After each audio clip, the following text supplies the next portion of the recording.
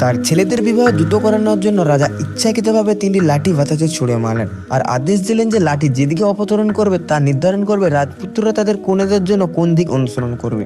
বড় ছেলে লাঠিটি ডিউকের মেয়ের বাসস্থানে দিয়ে নির্দেশ করে এবং সে খুশিতে রওনা দিল। দ্বিতীয় ছেলে লাঠিটি ব্যারনের মেয়ের দিকে নির্দেশ করে এবং সেও সন্তুষ্টির সাথে রওনা দিল। কেবল ছোট ছেলে বনের দিকে নির্দেশ করে। তার লাঠির দিকে তাকে সে গভীরভাবে ভ্রু কুঁচকে গেল। সে কিভাবে সেখানে কোণে খুঁজে পাবে? তার দুই বড় ভাই ইতিমধ্যেই রওনা হয়ে গেছে দেখে তার কাছে লাঠি তুলে বনের গভীরে যাওয়া ছাড়া আর কোনো উপায় ছিল না। সে যখন চিন্তিত ছিল ঠিক তখন একটি ছোট্ট বিড়াল ছানা লাফিয়ে বেরিয়ে এলো। তার চারপাশে স্নেহের সাথে মিউ ঘুরছিল, কিন্তু ছোট রাজপুত্রের খেলার কোনো আগ্রহী ছিল না। তাই সে বিড়াল ছানাটিকে বিদায় জানিয়ে দিল, বললো যে তার কোণে খুঁজে বের করা দরকার। অপ্রত্যাশিতভাবে বিড়াল ছানাটি বলল সে তাকে বিয়ে করতে রাজি। এই কথার জন্য ছোট রাজপুত্র হাসতে পারল না আর অস্বীকার করে দিল হাত নাড়িয়ে, কিন্তু বিড়াল ছানাটি তৎক্ষণাৎ কেঁদে ফেল।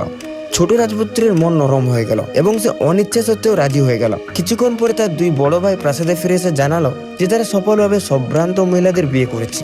যখন তার পালা এলো তখন ছোট রাজপুত্র কেবল বলল এটি আপাতত গোপন থাকবে। তারপর রাজা রাজপুত্রদের দ্বিতীয় কাজটি দিলেন, প্রত্যেকে তাদের কনের কাছ থেকে ফুলের তোড়া ফিরিয়ে আনবে। তারা দুই বড় ভাই ভাবছিল এটি সহজ এবং তৎক্ষণাৎ চলে গেল। তবে ছোট রাজপুত্র হতবাক হয়ে গেল, একটি ছোট বিড়াল ফুল কোথায় বহন করতে পারে। রাজপুত্র ঘুমিয়ে পড়ার পর বিড়াল ছানাটি একটি বড় গাছের কাছে দৌড়ে গেল এবং গাছের গর্তটি 3বার আলতো করে আঁচড় দিল। 3টি বিড়াল ছানা বেরিয়ে এলো। প্রতিটিতে সোনা, রূপো এবং হীরা দিয়ে তৈরি একটি ফুল ছিল।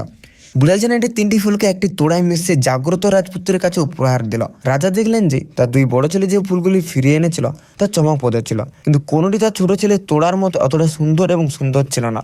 3 দিন পর রাজা আবার রাজপুত্রদের কনেদের কাছ থেকে একটি রুমাল আনতে নির্দেশ দিলেন। ছোট রাজপুত্র তখনও চিন্তিত ছিল, বিড়ালের থাবা কিভাবে বুনতে পারে। চিন্তায় ডুবে সে ঘুমিয়ে পড়লো।